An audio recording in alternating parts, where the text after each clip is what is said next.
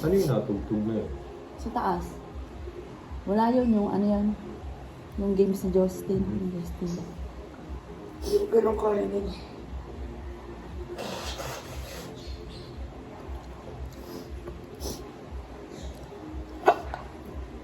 Si Justin, naalala kanina, yung kukuha na siyang blood pressure. Oo. Gamo. Ayun, 7:30 lang. Dali, si ate. 7:30 ganyan nagising. Namimiss doon Ano yung... ba yung sabi mo? Ikaw? Dati ito, sasabihin ko lang sa'yo ha. Baka labahan mo. Ang... Di ba, ano ko yun, hotdog ko, yung pula. Yun yung pinakahuling niyakap niya na may video ko na yakap-yakap niya. Baka labahan mo yun. Ay, green, Kaya, green ba yung pula? yung pula. Kaya hindi ko sinasabi, baka labahan mo eh. Hindi. Akin naman yun, hindi yung kay Joey Lee. Pero yung gabi na, Yung sinugod natin. oo, yakap niya yung nakita mo yung binibidyohan ko, yun yun.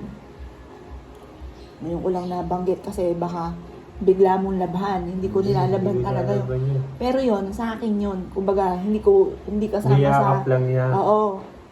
Eh di ba tigi-tigi sa kayo? Oo, yung gabi yun, yun ang niyakap niya.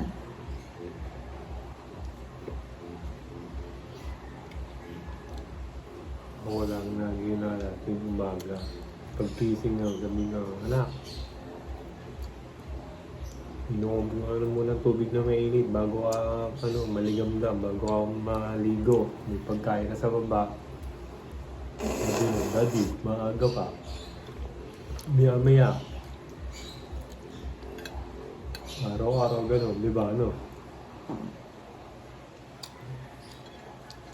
Pagpapasok,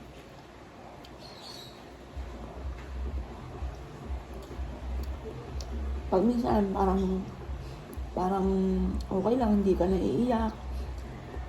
Tignan mo. Kaso minsan, bigla mong maaalala, maiiyak ka.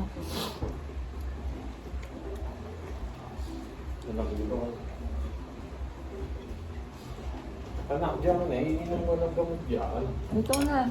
Kakakain mo ng magamay panahon ka.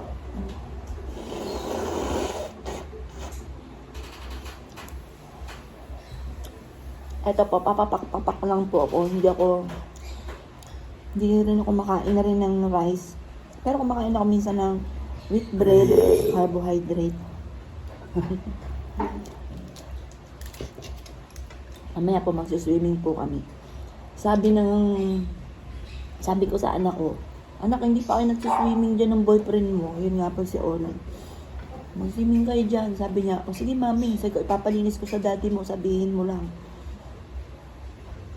Kasi po yung swimming pool, dapat paandarin mo muna, lilinisin bago gamitin.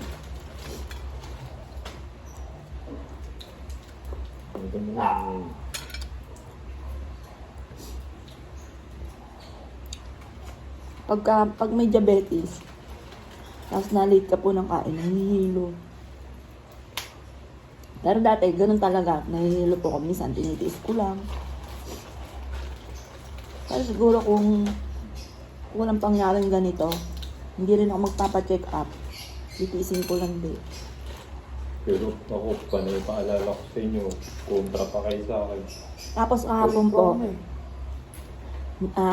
basta naisipan ko lang kasi naalala ko si Joey Lynn na malabo na po yung mata po niya. Hindi siya nagsasabi. Basta nahilo po siya, tapos sabi ko sa kanya, ano, magpa-check up tayo. Doon nalalaman na 250 yung grado po ng mata po niya. Tapos sabi, ba't daw po umabot agad sa ganun? Ganun po talaga siya sa pool. Hindi po siya magsasabi. Ano ba yun? Hanggat, kung hindi mo siya yayakagin. Pero itong pagkakataon na ito, niyayakag siya ni Joel. Ayaw po niya talagang nag-aaway po sila kasi wala naman daw po siyang sakit. Ba't daw po siya magpapacheck up? Kaya bigla ko po naisip. Lumabo mo Na. ka ng 7 years old. Gawa ng kaka-iPad. Kaka-iPad po. May trabaho tayo yun.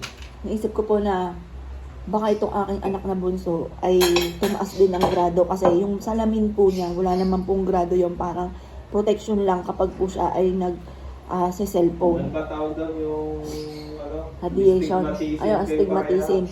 Ngayon po, saktong-sakto na isip po yun po pala, may astigmatism na po kaming dalawa ni Justin. Tapos malabo rin po na yung mata po niya. Dati 25 lang yung vision ng mata niya. Ngayon po, 100 yung kanan, tapos 75 naman yung kaliwa. Tapos meron na rin po siya astigmatism. Tapos ganun din po ako. Ako, ano Pares lang, po kami.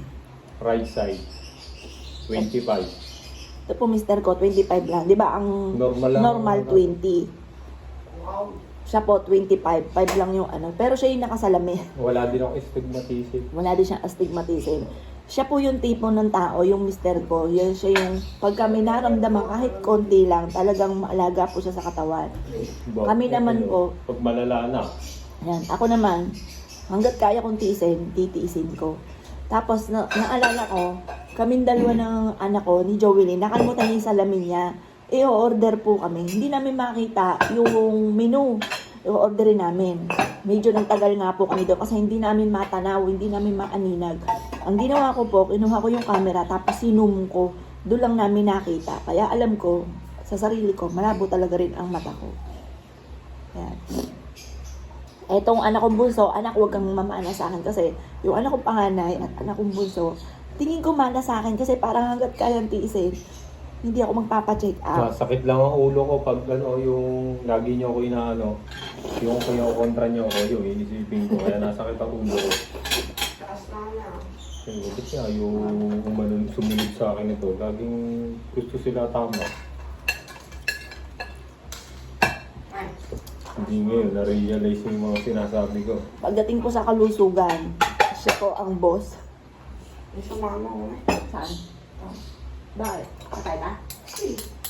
Lakad ka na doon. Ganda ni ate, natatakot ko. Huwag ka matakot. Yan. Hayaan mo, maganda nga. Andun si ate, bantay mo eh. Angel mo yun. Huwag ka matakot doon. Nakanya, huwag ka matakot. Hindi ko malam ako, uminom ako. Yun na, pas muna ako. 28 lang. Minom na ako nito kanina. Eto pa, anong tawag dito? Metformin po ito. Pero mamaya, may check up po ako. Babasahin lahat yung ano. O, anak. Sige, lakad na. Lakad na. Buhay mo muna yung ilaw ulit. Anak, aganda-ganda ni ate, tsaka kapatid mo, huwag ka matakot. Kahit magparamdam yun sa'yo. Kasi po kagabi, parang may umiiyak. Doon sa, ano, Parang may uungot. parang may umuungot. Pero sabi ko, sabi ko lang sa isipan ko, kasi natutulog na po sila, baka magising. Sabi ko sa isipan ko, anak, kung malungkot ka man, pinagdadasal ko na maging masaya ka kung nasan ka man ngayon, huwag kang malungkot. Ayun po. Tapos sabi rin po sa akin ng kakalala ko, ng kapatid ko, isipin ko na lang daw po, hindi na si Jovelyn masasaktan. Ayun. Tapos nanonood akong video niya kapag po ako'y namimiss ko po siya. Meron siya nabanggit parang 1 year ago na nag-working student daw po siya. Napaisip ako, working student wala talagang kagawa-gawa po dito yon. Siguro naisip ko na lang yung ex niya, kaya nasabi niya nag-working student siya kasi yun nga po nagtitinda siya ng kung ano-ano. Pero wala kaming kaalam-alam po doon. Kaya sabi ko sa mister ko, sinabi niya sa video na nag-working student po siya 1 year ago. Sabi ko, kung mag-working student dyan dito nga baby dito sa bahay yun. Dito nga po walang kagawa-gawa po yun. Kahit anong oras nga ang gumising yun, hindi natin ginigising sa higaan no? Pag gising no, ako pa magtitiklo. Ano po yun? Yung mga gamit ano, ako pa nagdidikpit. Tapos damitan niya. Ako rin na nagtitiklop. Kaya napagalitan ko po ito nung huli. Sabi ko sa kanya, meron kang walk-in closet na matagal mo nang pinapangarap. Tapos ngayon, ayaw mo malang magtiklop. Pinagalitan ko po yun. Siguro mga 1 buwan na nakakalipas. Kami, nagtatalunan namin sa kalusugan itong by October, September. Araw-araw yun. Tapos tinitraining ko na nga rin po siya na Pero nag-video na ng mga nakaraan yun, lagi naglilinis dito. naglilinis. Oo. Pusa. Nitong mga... October na rin yun. Siguro bago October na beauty rin. pageant. Mga 10 siguro. October 10. Mga ganun. Magbibideo yun, mami, na wipe out ko na yung binibidyohan mo, malinis na yung baba, yung gano'n, na vacuum ko na. Tapos sasabihin niya, Daddy, nakapag-linis na kanya wipe out pati sa kabila. Pati sa kabila, nakapamalansya na rin po yun. Yung uniform ni Justin. Yun ang pinakatulong niya sa amin, na mamlansya po siya. Yung panahon na yun, yung pala parang ano, no, parang ano siya, parang pahiwatig. May pahiwatig na. Pero sa pool naman, Kasi hindi mo yun, utusan, nagkukusa na siya.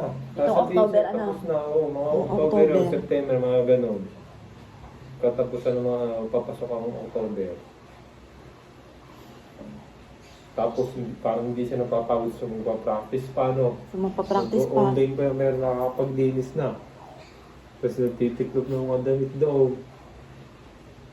Tapos siya yung naglalagay sa cabinet natin ng mga damit ng mga nakaraan.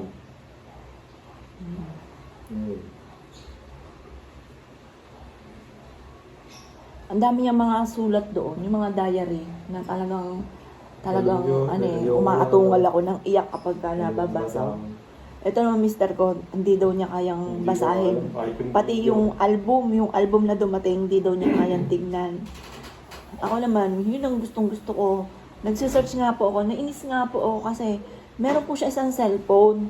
Hindi ko alam ang password. Ngayon, ginaya ko yung, nag-search ako sa YouTube kung paano ma-open. Yung po pala, madidelete pala lahat. Kaya sobrang sisi ko kasi na-delete lahat. Kaso, hindi ko rin talaga siya mabubuksan kasi kahit email noong ng cellphone na yon at saka contact number ay hindi ko alam. Kaya parang hindi ko talaga siya mabubuksan. Kasi tinaray ko na yung mga ibang cellphone niya, hindi siya ma-open. Tinaray ko rin yung email niya, hindi siya ma-open. Kaya sobrang sisi ko kasi gusto kong buksan po yung cellphone na yon dahil alam ko dati madalas siya rin ginagamit po yun. I-hard reset mo pala eh. Ayun, hindi ko naman alam na ganun po na reset po yun. Basta pinanood ko lang sa ano na ganun daw po para ma-open. Kaya ginawa ko po yun, yung pala na-delete lahat. Mami, kaya na-delete yun. Baka may matutuklas na ano yung masasaktan tayo ng gusto. Tapo. Yung anak ko, mabait po yun kung mabait. Pero marami po siya ring sikreto na nitong nawala po siya, saka lang namin natuklasan. Ayan, medyo na ano lang po ako yung sinabing po niya na nag-working student daw po siya. Samantalang dito po, kung tutuusin, wala po siyang kagawa-gawa. Ayan, dito ko na po yun. Wala po siyang kagawa-gawa. Kaya parang napaisip po ako na sinabi niya po yung nag-working student po Kaya siya. nung sinabi mo sa akin kanina, Mami, nabigla ako nung working student. Ayan. Sundo sa ano, makakapag-working student. Oh, yun nga. Sinabi ko po sa mister ko, dati binanggit niya sa video 1 year ago na nag-working student daw po siya. Kaya yung bag niya, kailangan daw po ay ganun, medyo parang malaki. Kasi nga po, nag-working student daw po siya. Kaya sabi ko, napaisip nga po ako na sinabi niya po yun sa video. Siguro, dahil nagtitinda nga po siya, ang may kaugnayan nun, yung ex nga po niya. Ayan. Hindi ko po alam kung hanggang kailan. Minsan, okay po ako. Minsan, sobrang lungkot ko pag bigla ko siyang naalala. Tapos, sasabihin na anak kong bunso, umiyak ka na naman, mami. Pero minsan, sa kilos lang ako ng kilos. Pero pag nagpapahinga na ako, bigla siya papasok sa isipan ko. Or kaya po, habang naglalaba ako, or kaya po, naglilinis ako, nagdidilig ako, bigla siyang papasok, naiyak na lang po ako. Ayan, etong akala ko ako fighter na tao, yung matapang talaga ako, hindi ako iiyak. Akala ko yung mister ko ang mahina, pero hindi po pala dahil pagdating sa ganitong sitwasyon, talagang hindi ko kayang pigilan na hindi umiyak. Pero marami ako mga bossing na pinagdaanan din daw po ito. Meron pong anak ay 20 years old na nawala, meron 15, may 13, may 17. Marami rin po mga ganito yung mga pangyayari.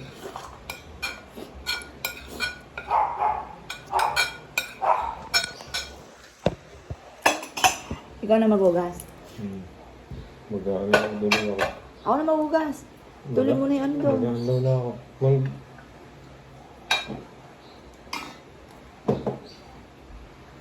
Ako na maghugas niyan. Mag-alaw ka na lang ha. Yan, tulungan po kami. Ganun naman lagi ginagawa ko dati. Ano po yung gawain ko? Naglalaba, naglilinis dito.